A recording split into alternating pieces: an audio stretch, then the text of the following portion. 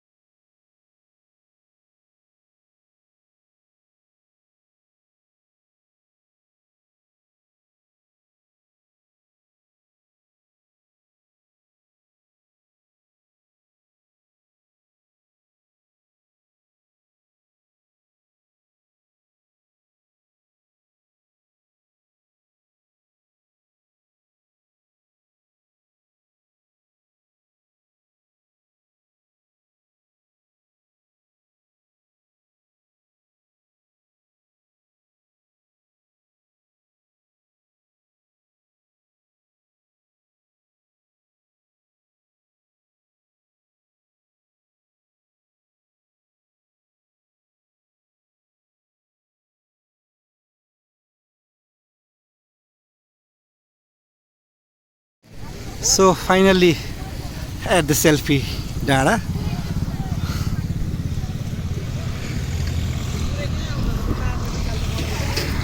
अब हाम्रो यो जनकपुरसम्मको यात्रा केही बेरमा हामी पुग्छौँ भन्ने मलाई लागेछ। सो मेरो बाबु यहाँ छेउमा छन्। बाबु, कस्तो लागिरहेछ? रमाइलो लागिरहेछ। Okay, so you are enjoying. So where are you right now? Selfie डाँडा। ओके, सुन्नुभयो नि त, हामी ट्याक्कै सेल्फी डाँडामा छौँ। ल, अब अगाडिको दृश्य म देखाउँदै गर्नेछु, भिडियो हेर्दै गर्नु होला।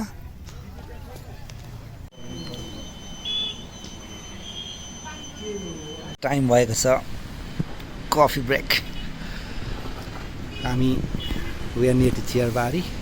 देख्न सक्नुहुन्छ हाम्रो एज युजल बसिरहने ठाउँ विश्राम क्याफेमा हामी स्टप गरेको छौँ। अब आएको बाटो चाहिँ यही नै हो र अब यसरी यहाँबाट जाँदै जाँदै जाँदै जाँदै ठ्याक्क यसरी यहाँ तल पुगिन्छ है। अनि तलबाट चाहिँ सर यो बाटो आउँदै यसरी यताबाट पर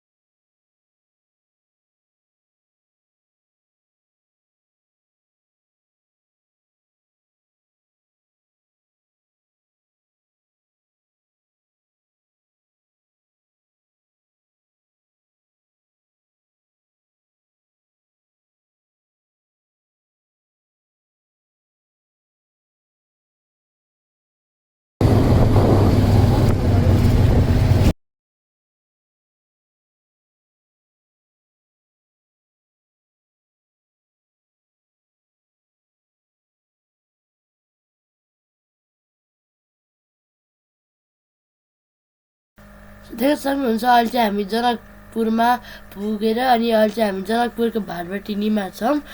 जनकपुरको भाटबटिनी धेरै सजाइएको रहेछ झिलिमिलीले।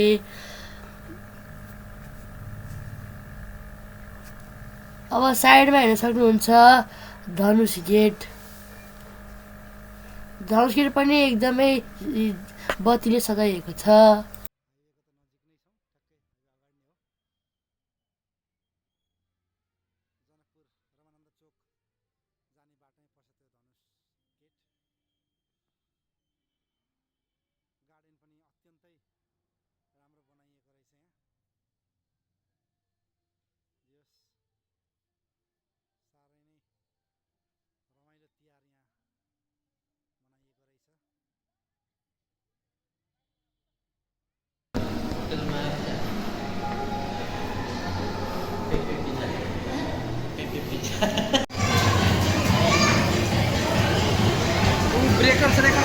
Oh no, that's too bad. Wrong right.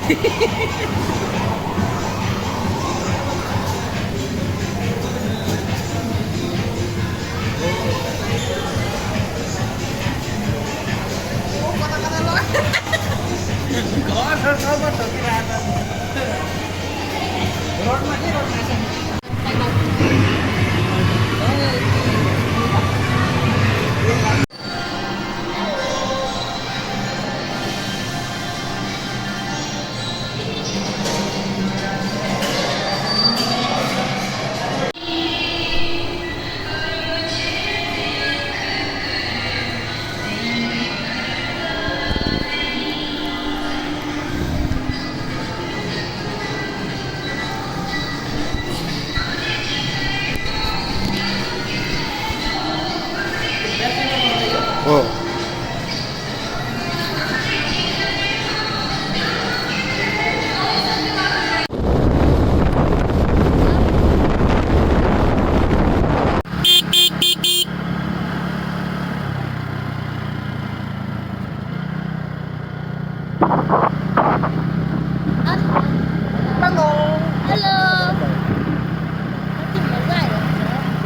So finally we have reached.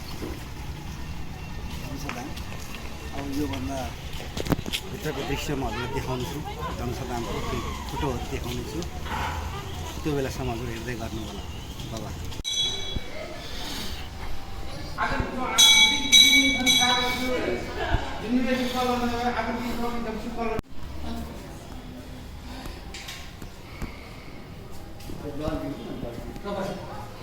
यही हो धनुष। यहाँलाई के छ भने विष्णु पुराणको अनुसार यहाँलाई दधिची ऋषिको हाड भनिन्छ। शिवले दधिचीकै हाडबाट धनु बनाउनु भयो। त्यही धनु शिवले परशुरामलाई दिनुभयो। परशुरामले जनकलाई दिनुभएको थियो। त सीता स्वयंवर रचियो, जनकपुर भाँच्नुभयो, वहीँ 3 टुक्रा भयो।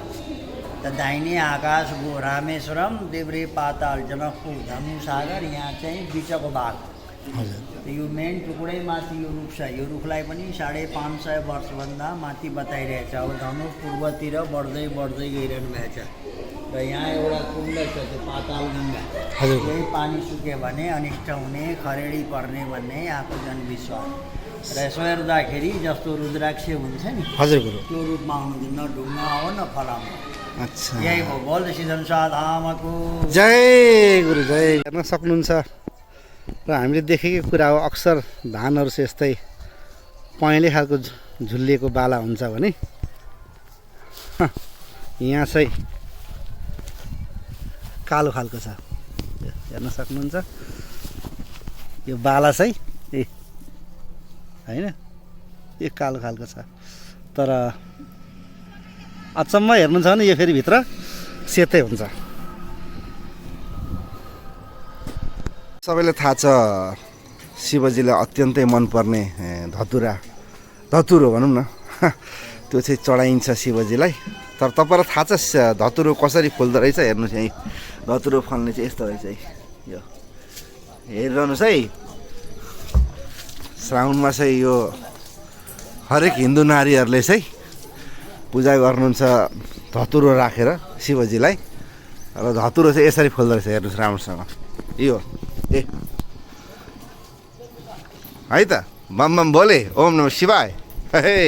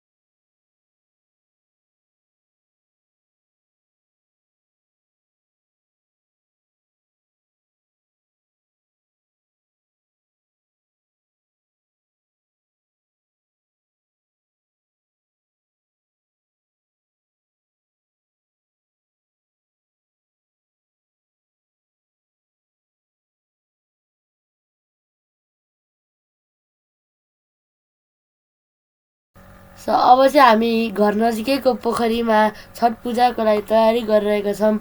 हामी सामानहरू सबै तयार पारेर छठ पूजाको लागि रेडी गर्दैछौँ, हेर्न सक्नुहुन्छ।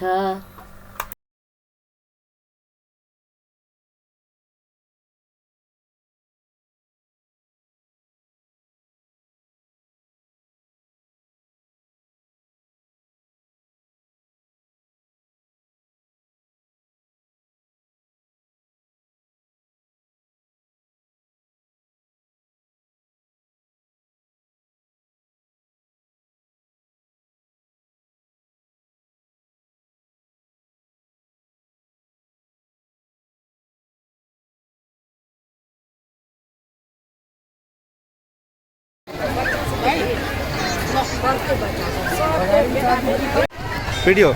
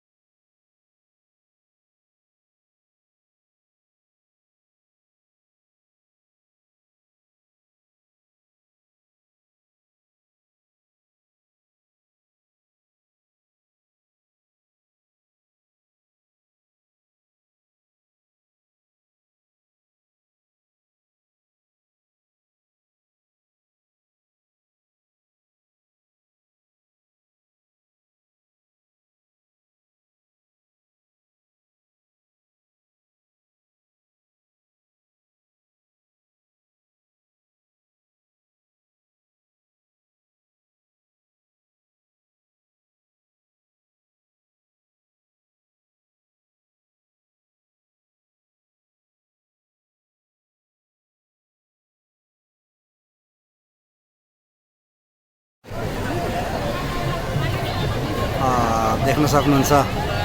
अहिले म जनकपुर स्थित गङ्गासागरमा छु।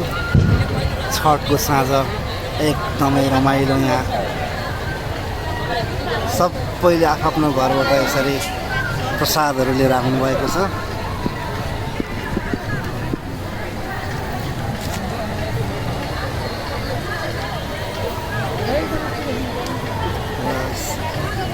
रातभरि होल नाइटै यसरी नै दियो बालेर जागरण बस्ने चलन छ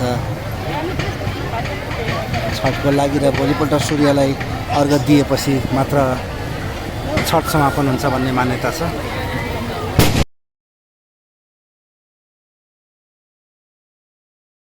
रातभरिको जागरणपछि चाहिँ अब बिहानको सूर्योदयलाई चाहिँ उदाउँदो सूर्यलाई अर्घ दिएपछि यो छठ चाहिँ समापन हुन्छ, देख्न सक्नुहुन्छ।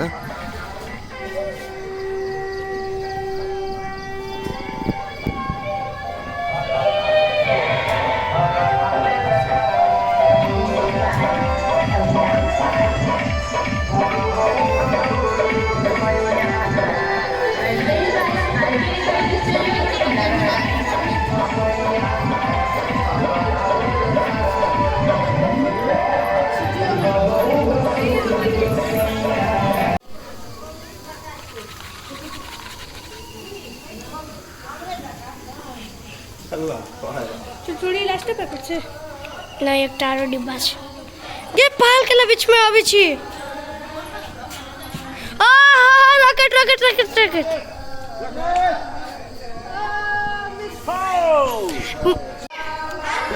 हाथ छोड़ दीजिए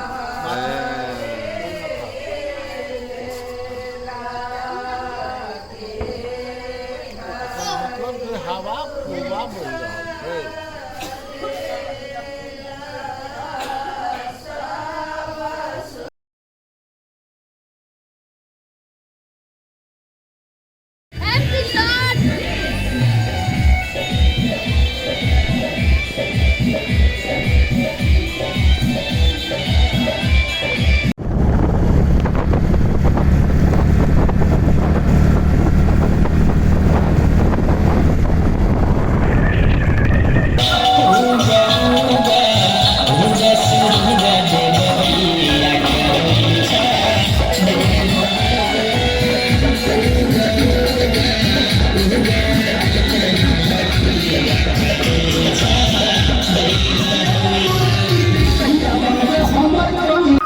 अब उदाउँदो सूर्यलाई पूजा गर्दै अब नरकपुरमा छठ सकिएको छ, समाप्त भएको छ।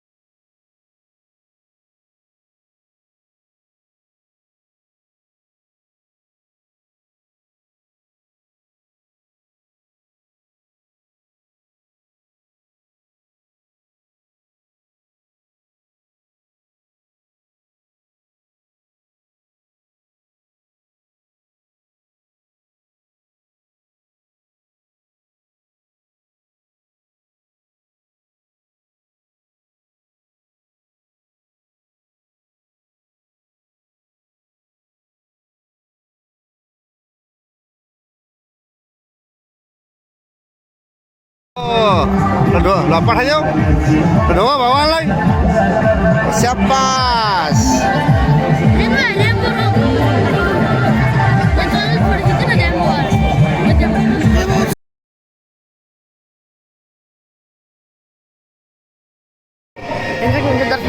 बम 3 2 1 बाबा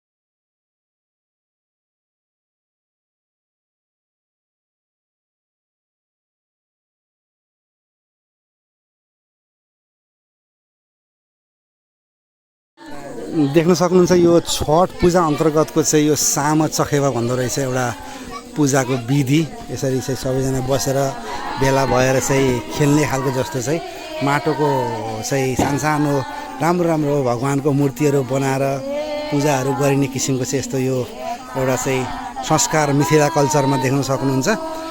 एकदम रमाइलो संस्कृति वास्तवमा बोकिएको यो मिथिला उसमा चाहिँ आज म यहाँ एकदम भाग्यले फेरि पनि जुराएको छ छठिया मैयाको पूजाको उसमा चाहिँ म सहभागी हुनलाई। र आज म ठ्याक्कै यहाँ अहिले अब भोलिको चाहिँ साँझको अर्घ हुन्छ छठको, त्योभन्दा अगाडि चाहिँ यो सामा चकेवा भनेर हरेकले आफ्नो उसबाट चाहिँ यसरी मूर्ति बनाएर ल्याउँदो रहेछ, त्यो देख्न सक्नुहुन्छ।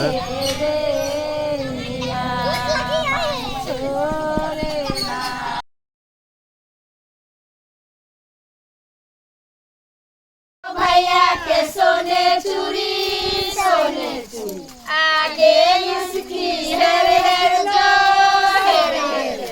कुछ सरसमा बदल जो भाई वाली बहनों समा खेलो इसको बहनों हेर हेर जो धान है भैया कोठी धान है चुगला कोठी भूसा है भैया मुखा पान है चुगला मुखा जो है जाले भाई।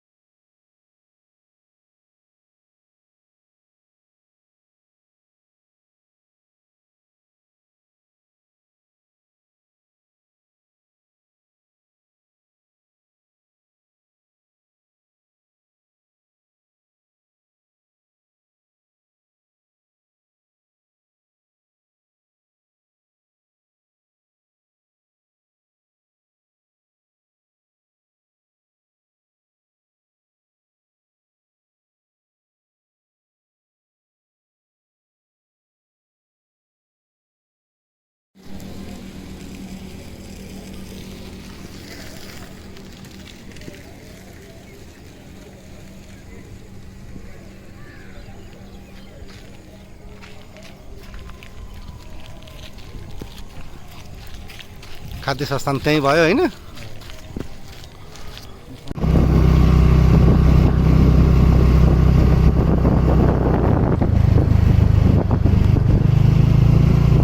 ल अब हामी ढल्केबाट आइपुग्यौँ। अब यहाँबाट लेफ्ट लाग्छौँ।